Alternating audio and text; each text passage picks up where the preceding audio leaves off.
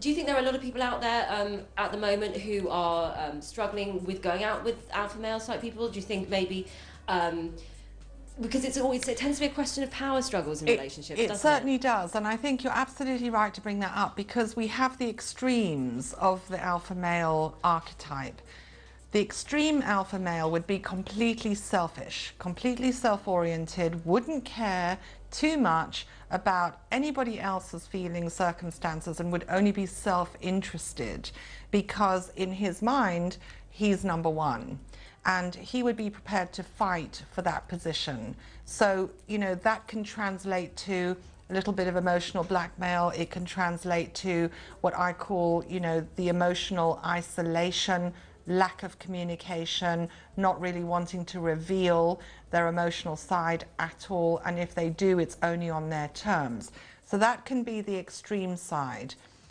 On the opposite end of the alpha male, you can have an aspiring alpha male, someone who really does want the recognition of his position, but hasn't earned it yet, or hasn't earned your respect enough for you to be able to go, oh, isn't he wonderful? Because he may actually be a little bit insecure about asserting himself, especially if he comes across a woman who is self-determining, is self-aware, someone who has, you know, got their lives in order. And, you know, men generally would be attracted to women who are independent, but at the same time they really need to know where they fit in, because any alpha male needs to have a purpose, and that purpose has to be completely defined in his mind as to what that person, the woman, wants from him. Then he will do everything he can to support that. But if the purpose is not defined, he doesn't know where he fits in.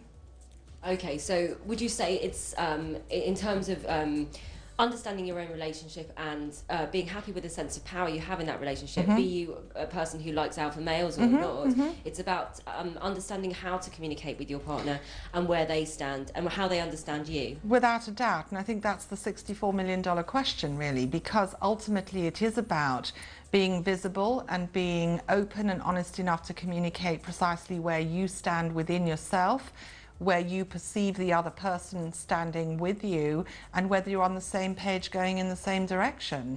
I think that a lot of people are concerned about asking for what they want, and a lot of people find it very difficult to communicate their needs.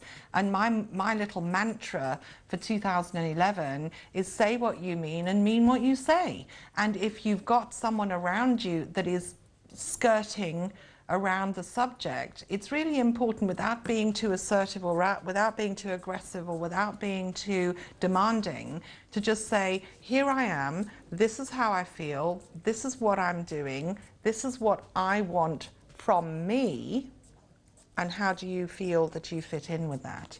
Yeah. Because if you give somebody an opportunity to choose, as opposed to expectation and demand, they are much happier, because that in itself defines a purpose. Yeah. Wow.